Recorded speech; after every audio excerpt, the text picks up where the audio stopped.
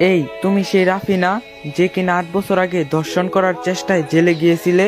পিছন থেকে এমন কথা শুনে একটু বিরক্ত হয়ে ঘুরে দেখি আমার পাশের বাসা সেই শফিক চাচা। তারপর একটু মুস্কি হেসে উত্তর দিলাম, হ্যাঁ চাচা, আমি সেই রাফি। কেমন আছেন চাচা? শফিক চাচা বলল, আমি কেমন আছি তা তোমার না জানলেও চলবে, আগে বলো তোমার কি অবস্থা। জেলের ভাত খেয়ে কি এই 8 বছরে কিছু শিক্ষা হলো, না আবার ওই আগের মতোই আছো? শফিক চাচার এমন কথা শুনে থমকে গেলাম। এই শফিক চাচা আমার এত ভালোবাসতো যে তার বাড়িতে যদি ভালো কিছু রান্না হতো তবে সে আমাকে না দিয়ে খেত না। আর সে শফিক চাচা আজ আমাকে এমন কথা বলতে পারলো। তারপর আমি মাথা নিচু করে আসি। তারপর শফিক চাচা বলে ওঠে, কিছু বলছো না যে?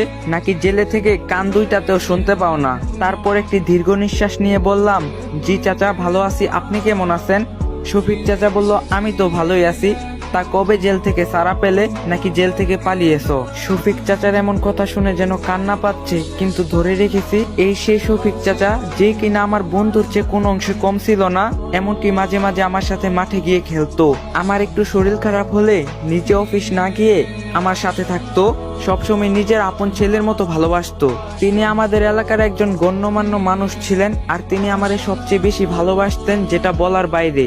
আর তিনি এই 8 বছরে এত পরিবর্তন হয়ে গেল, এক মিথ্যা মামলায় কিনা আমাকে পুরো পৃথিবীর কাছে বিশাল এক অপরাধী বানিয়ে দিল। তারপর শফিক চাচাকে বললাম, চাচি কেমন আছে? চাচির শরীর ভালো আছে তো? হ্যাঁ ভালো আছে। তা বললে না তো, কবে জেল থেকে এসেছো? কালকে দুপুরে ছাড়া পেয়েছি। ও তা ভালো, এখন অন্তত ভালো হয়ে যাও, নাকি আবার আগের মতোই ওসব করবে? রাফি নিশ্চুপ। শফিক চাচা বলল, কি কিছু বলছো না যে? রাফি বলল, শফিক চাচা, আপনার মেয়ে ইভা ভালো আছে তো? এই কথা বলার পর শফিক চাচা যেই কথা বলল তা শুনে আমি ভীষণ অবাক হয়ে যাই। তিনি বললেন, কেন, একবার নিজের মামাতো বোনের সাথে হয়নি, এবার আমার মেয়ের দিকে কোন নজর দিচ্ছিস? আমি শুধু অবাক হয়ে থাকলাম, যে শফিক চাচার মেয়েকে আমি নিজের বোনের চোখে দেখি, আজ কিনা শফিক চাচা এমন কথা বলতে পারলো। আমি শুধু নীরবে সব শুনলাম, আর নিজের চোখের পানি ধরে রাখতে পারলাম না। চোখ থেকে 2 ফোঁটা পানি বের হয়ে আসলো। তারপর শফিক চাচা বলে ওঠে, তোমাকে আমি এত ভালোবাসতাম, এত তোমাকে ভালো জানতাম, আর তুমি এই প্রতিদান দিলে। তখন আমি কান্নার স্বরে বললাম, চাচা বিশ্বাস করেন, আমি এসব কিছুই করিনি, আমাকে ফাঁসানো হয়েছে। শফিক চাচা বলল, ব্যাস অনেক হয়েছে, তুমি কিছু না করলে তো তোমাকে ফাঁসিয়ে অনেক বড় কাজ করা হয়ে যাবে।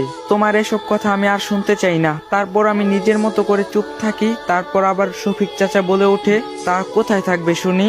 তোমার বাবা মা তো আর তোমায় তাদের সাথে থাকতে দিবে না। যা কাজ করছো তুমি, তার জন্য তো তারা তাদের মুখ কাউকে দেখাতে পারে না। তো গাইস, ভিডিওটা বেশি বেশি করে কপি লিঙ্ক করে দিবেন, আর যদি নেক্সট পার্ট লাগে অবশ্যই কমেন্টে বলবেন।